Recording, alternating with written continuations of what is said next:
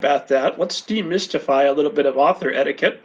Obviously, if somebody takes the ingenuity to stalk you and find your home address and send you things there along with a personalized gift, I assume that's rewarded with great gratitude from you, right? Yeah, so not so much. My every agent submission guidelines, or nearly every agent submission guidelines, are available online, and most of them have them either on their website or on a site like Publishers Marketplace. So for me, if you go to foliojr.com and click on my name, there's a little link that says submission guidelines. It takes you directly to what I'm looking for and how to submit to me. That takes 2 minutes for an author to do. So when I get a query that hasn't followed those submission guidelines, I immediately ignore it, because of the 50 people who queried me that week, they all were able to do their due diligence and do their research and care enough to know that, like, I like the first 2,500 words pasted into the email, or that I don't really take on text-only picture book authors, or that I don't do adult material, right? So that research is really important, and you want to follow the agent's guidelines. Beyond that, for author etiquette, I think that perhaps the most confusing space for this kind of thing can be Twitter, because it's a very informal space. Agents are often talking with authors. I'm often talking to authors that I don't represent or don't yet represent, writers who are looking for agents online. It can be very conversational. I post a lot of really stupid, inane stuff on Twitter, and I also post, our YouTube videos and thoughts on writing and how to find an agent and whatnot. And what's your Twitter handle for folks that want to follow you right now? Sure. So my Twitter handle is @John M. Cusick. So M is my middle initial, as in Michael. So it's just John M. Cusick. And that's on. And I'm @MG Ninja. Follow us both. We'll all have great conversations. Yeah. I think that the one thing authors should know about Twitter, at least for me, and I think this is true for most agents, is you don't want to pitch an agent on Twitter. Just like you probably wouldn't want to ask someone out on a date in the middle of a group conversation, right? It's like, this is about a one-on-one thing between me and you. Like, I don't want to turn you down in public.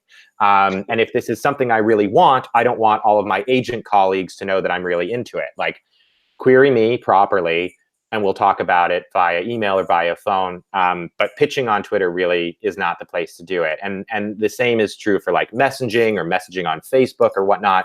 I have a policy, on Facebook. I don't accept friend requests from people I've never met in person.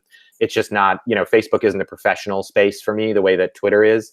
So I think that, etiquette-wise, you can't go wrong looking up the agent submission guidelines and following them. I think that's honestly the shortest distance between 0 and finding yourself, represented by someone great. That makes sense. And then what about once an author has signed with a literary agent? Obviously, you've already got the incredible policy that if somebody wants to have a phone call with you, you'll schedule a phone call. But how often should an author be contacting their literary agent without feeling like they're making a pest of themselves? Obviously, you're very busy with your entire client list, plus your own books, plus everything else that you've got going on. Yeah. How often is an author contacting you that's too often? And what sort of things are really trivial? And if the author had, you don't want to respond to an author, but let me Google that for you. Go out there and maybe find some of that information yourself, authors. So where is that line? And have authors crossed it? And if so, how? Boy, that's a really good question. I think an important thing to keep in mind, really what it comes down to is not so much a question of like some oblique professional etiquette where it's like everybody knows that you can only email your agent once a day. I think it depends on the scenario and really comes down to using some common sense. And if you're worried about, annoying your agent, just some conscientiousness. So usually I'm telling my clients that they can email me more than they do. So my authors are often saying things like, well, I didn't want to trouble you with this, or like, I'm sorry to bother you with this. And I say that I exist to be bothered. It's my whole job. Like, come to me with issues. I'm a problem solver. That's what we do. You heard it here, authors. Let them have it. Like, oh, geez, please. I know I shouldn't even say that, but it's true. Like, if there's a problem that you can't solve on your own, or you're not sure how to solve, or you're worried about, let me know. And because sometimes it's not really a problem. I think this is the thing. I would say at least a third of the concerns I get from editors or authors will be something that, John, I'm a little bit worried about X, Y, or Z. What do you think about that? And I'm able to either, because of just what I know or because of some research I can do, come back and say like, I can see why you're worried, but you shouldn't be because this reason. And it's just because you didn't know X, Y, or Z, right? So oftentimes problems can be resolved fairly quickly, and the authors are really glad they email because it's like, oh, great, I don't have to worry about that. That's not what I thought it was, etc. There's definitely a point at which you can be pestering your agent. I think, and this the same goes true for queriers. I think it's not a great idea to ask anyone a question that you could have answered yourself with Google. You know what I mean? I will say a small pet peeve of mine is when authors, will write to me on Twitter and say, do you accept YA novels, or are you looking for YA novels? And I kind of feel like, come on, man. Like, is your name John Cusick? Yeah, like, well, yeah, right. But you can just Google that. It's so clear. It's in my Twitter bio, right? So that sometimes feels a little bit disingenuous to me because I feel like it's a way where it's like I'm just trying to start a conversation with the agent, but you're kind of making me work for it when really you're trying to get something from me, which is some attention and maybe a connection. So when you query me, I'll remember you. So don't ask questions that you already know the answers to, or you can find out, with a little bit of research on your own. I think obviously anybody that's watching or listening to this is already above and beyond. They're not going to pull this. Right, of course. I think here's the thing. As an author working with an agent or an editor, and this is my philosophy when I'm writing to an editor, I give everyone the benefit of the doubt.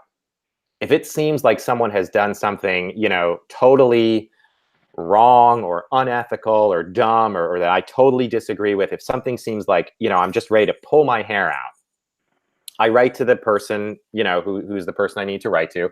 And I say, hey, maybe I'm totally misreading this, but this is concerning to me. It kind of looks like X, Y, and Z. Can we talk about it? Or what do you think?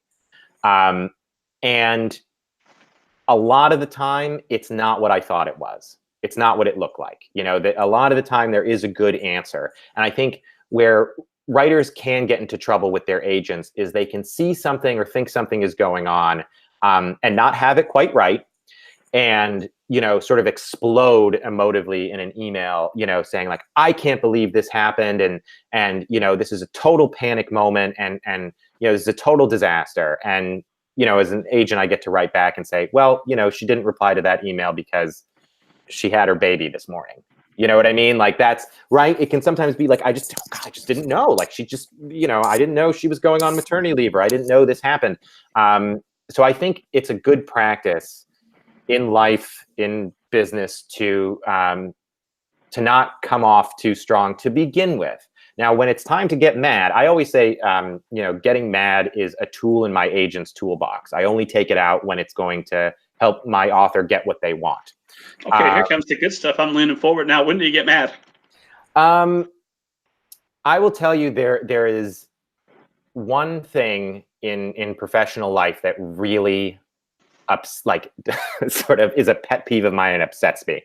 And that is folks not getting back to you. I mean, maybe that's why I try to respond to emails quickly or try to set up those phone calls.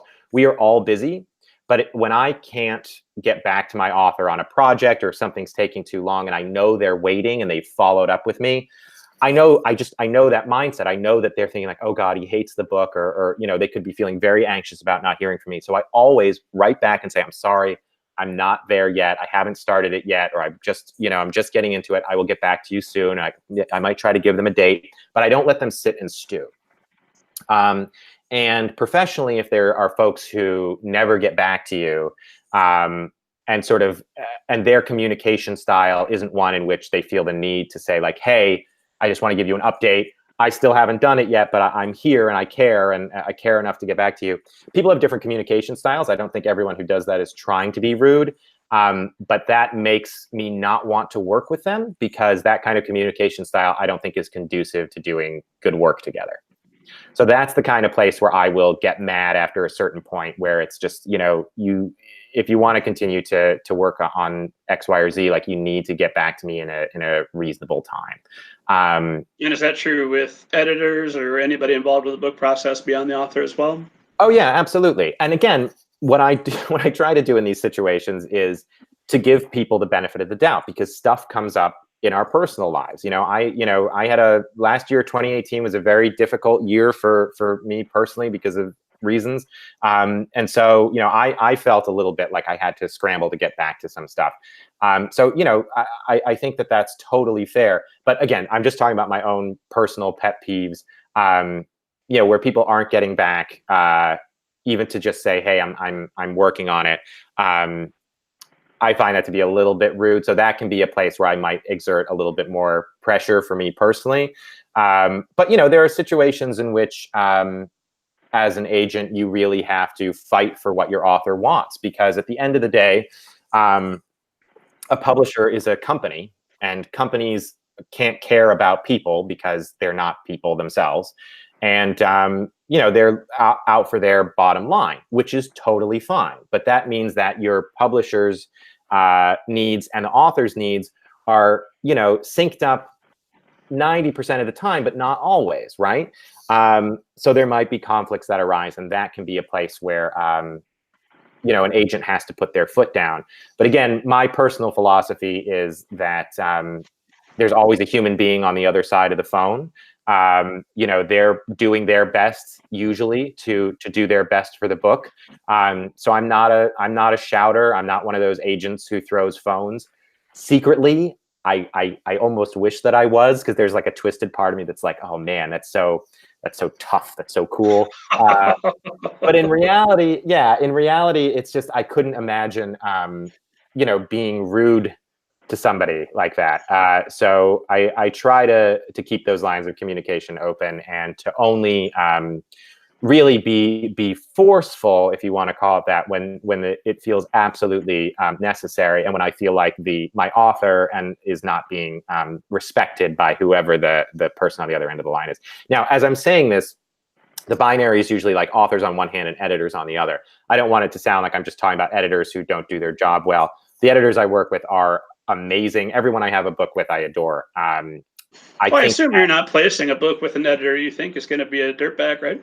Right. And, I'm sure that there are editors out there who are, but I would have to do some digging in my mind to think of, editors who I think are unscrupulous in the kids space or whatnot. So I don't want to make it sound like, oh, this is how you fight with an editor. You shouldn't be fighting, period. But I think that, in all stages of the process, conflicts can come up, and sometimes